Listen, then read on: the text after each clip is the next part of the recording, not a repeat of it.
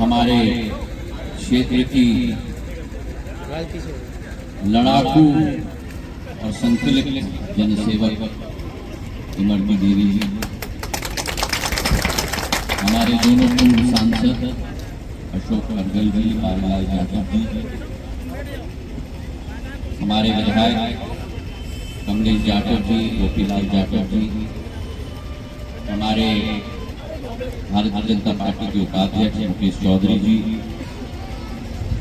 मोहन सिंह राठौड़ जी, हमारे जिले के महामंत्री दीपक माहौर साहब, अरविंद शर्मा जी, नीतम सिंह जी, रामदेव भुरैया जी, कौशल रावत जी, हिमांशु कसेरिया जी, अशोक वाल्मीकि जी, नीरज निगम जी, रमेश गुजर जी, वृंदावन बघेल जी, गब्बर सिंह जी, उमाशंकर जी, आकाश सिंह जी,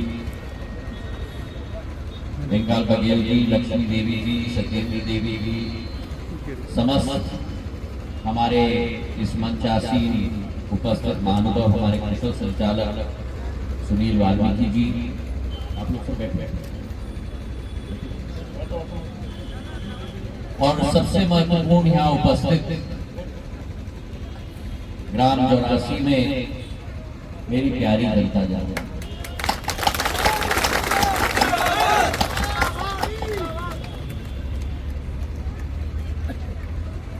हमारे देश के नवरत्न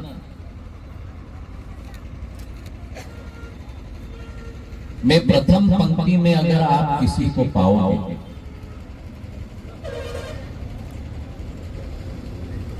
तो ऐसे व्यक्तित्व के धनी जिन्होंने मां सरस्वती का अध्ययन पालने से किया, बौद्धिक क्षमता के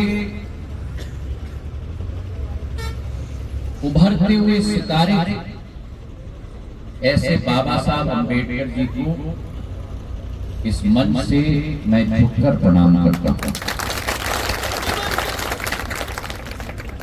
ये कार्यक्रम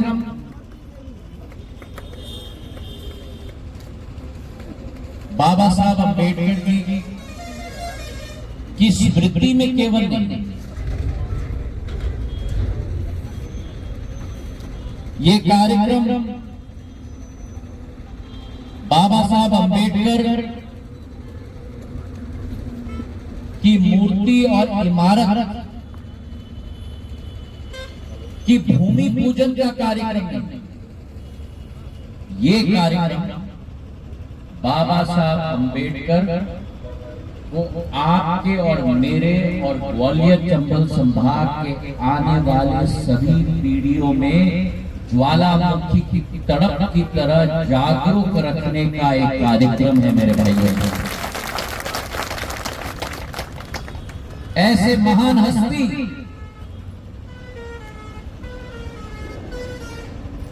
सदैव जीवित रहते हैं, वो जीवित रहते हैं। और ये मैं मंच पे कहना चाहता हूं, केवल अनुसूचित जाति के दिलों के में केवल नहीं, ये मैं मानता हूं कि बाबा साहब अम्बेडकर ग्राम 84 के पूंजी नहीं है, मऊ के पूंजी नहीं है, मुंबई के पूंजी नहीं है, नागपुर के पूंजी नहीं है। बाबा साहब अम्बेडकर पूरे भारत के पूंजी नहीं है। नहीं नहीं नहीं, अभी ताली मत बजाओ। बाबा साहब अम्बेडकर संपूर्ण विश्व के पूंजी हैं।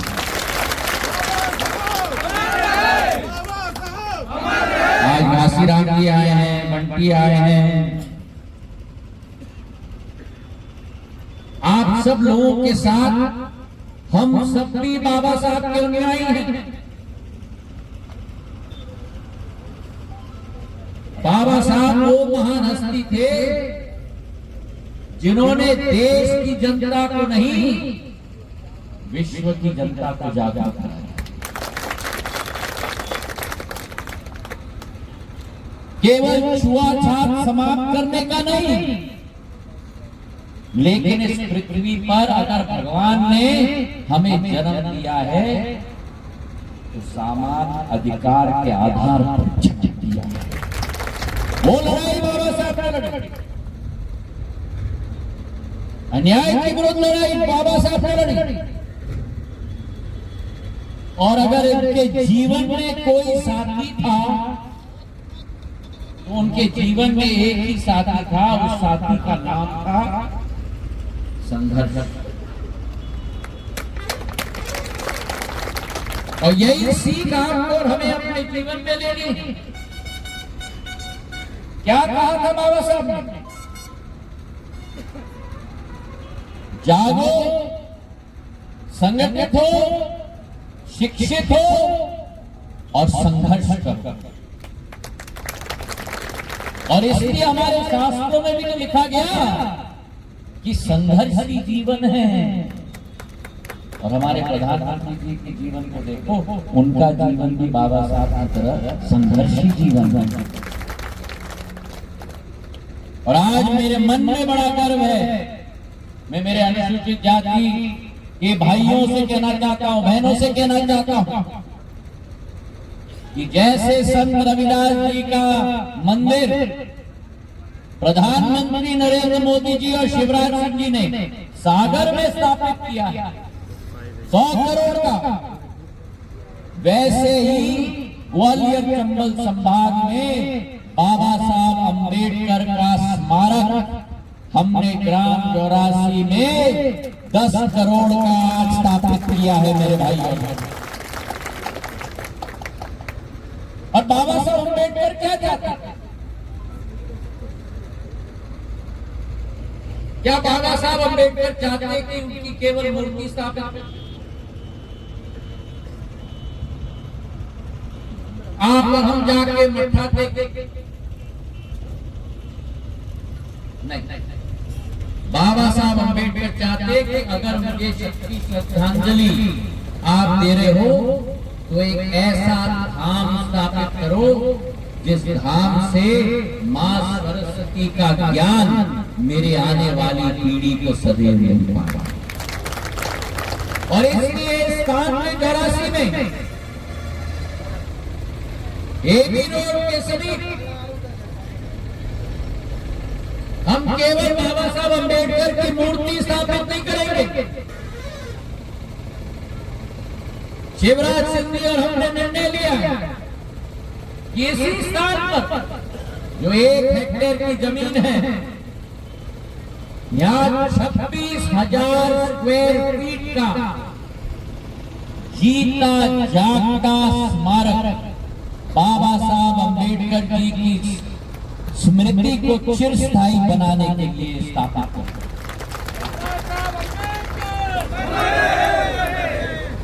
तालियां थोड़ी कम बजी।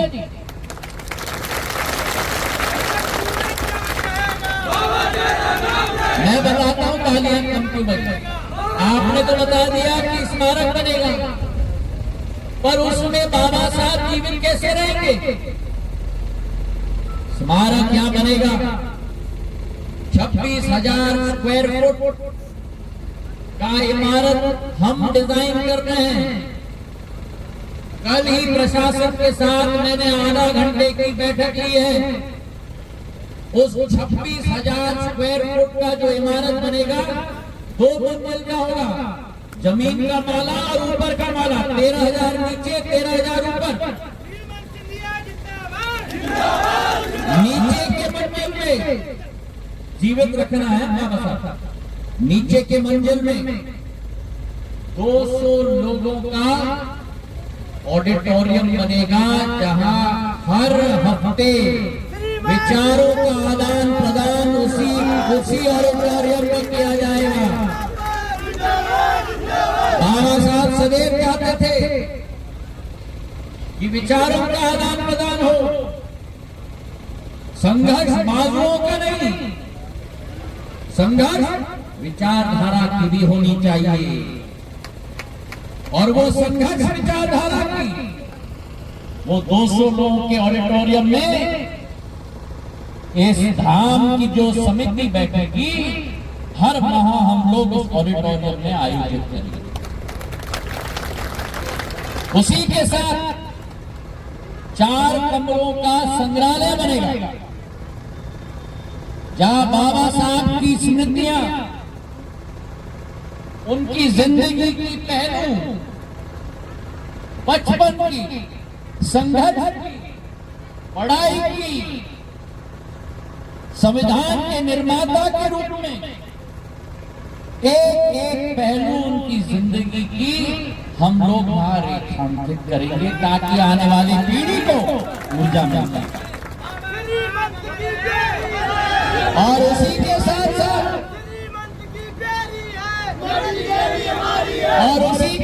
साथ जहां ऑडिटोरियम होगा, जहां संग्रहालय होगा 4 कमरे में, कमलेश जी लकड़ी के बिना जिंदगी नहीं हो सकता।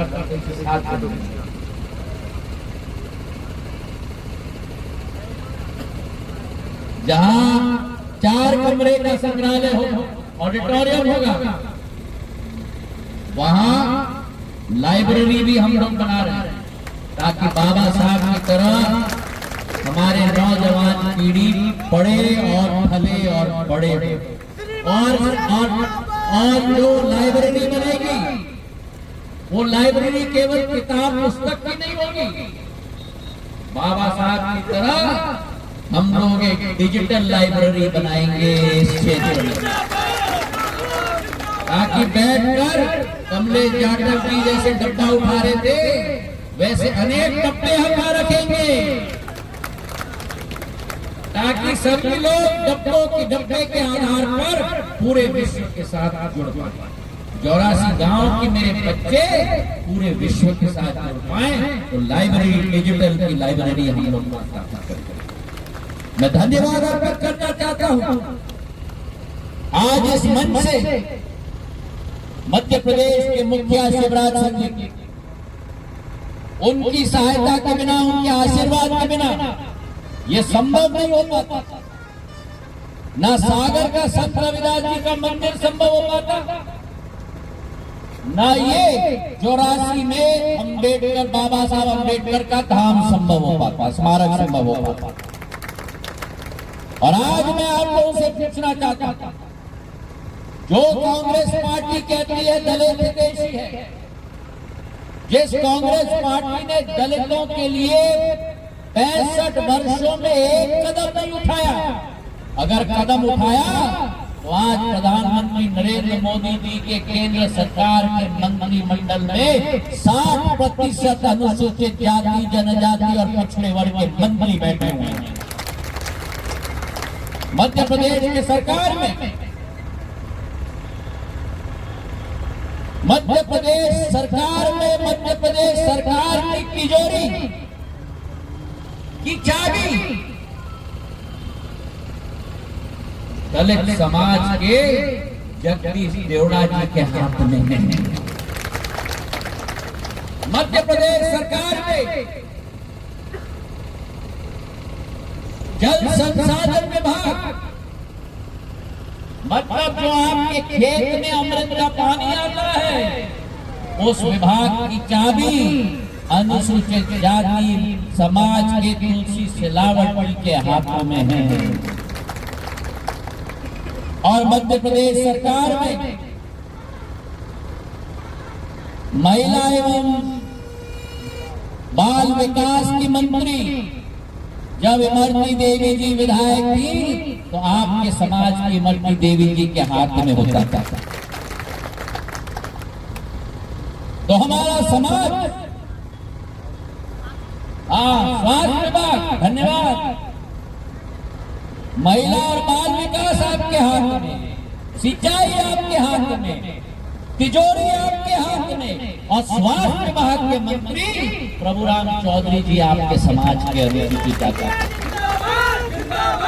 मध्य प्रदेश में मेरा अनुसूचित जाति समाज को अगर किसी ने नया ऊर्जा और शक्ति प्रदान की है, तो नरेंद्र मोदी और भारतीय जनता पार्टी ने दी है मेरे भाई। वो कांग्रेस पार्टी जो बात करती है मेरे अनुसूचित जाति समाज के बारे में, 65 साल कुछ नहीं किया, हाँ एक काम जरूर किया।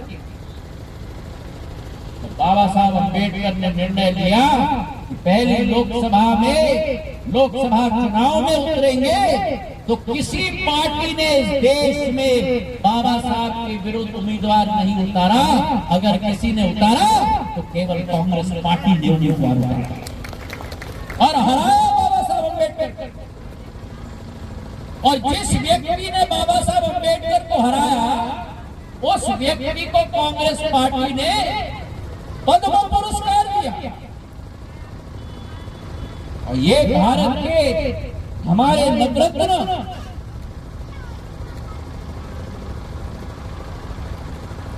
अपने जीवन भर के बाद, अपने परिनिर्वाण के बाद इनको इंतजार करना पड़ा जब तक भारतीय जनता पार्टी का प्रधानमंत्री नहीं बना, अटल बिहारी वाजपेयी जी नहीं बने, तब अटल बिहारी वाजपेयी जी ने भारत रत्न दिया। तो जागो, जागो, शिक्षित हो, इकट्ठित हो, संघर्ष करो और प्रधानमंत्री नरेंद्र मोदी जी के हाथों को मजबूत करो मेरे भैया। भारतीय जनता पार्टी आपके साथ खड़ी। 20 साल मैंने उस कांग्रेस को परखा है जो समाज का इस्तेमाल करता है, इस्तेमाल करके फेंकने का काम करता है। अगर अच्छे लोगों को बढ़ाने का काम कोई करता है तो प्रधानमंत्री नरेंद्र मोदी करते हैं मेरे भाई।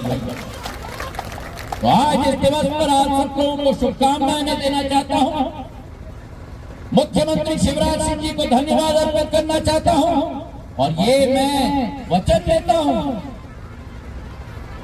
कि इस चुनाव में जब आप लोगों के आशीर्वाद से मध्य प्रदेश में भारतीय जनता पार्टी की सरकार स्थापित होगी दिसंबर के माह में, इतना भव्य बाबा साहब अम्बेडकर का स्मारक इसी जमीन पर बनाकर हम आपको देंगे और आप और हम उसी कार्यक्रम में साथ में मिलकर शरीक होंगे, ये विश्वास दिलाते हुए बहुत बहुत धन्यवाद। जय हिंद।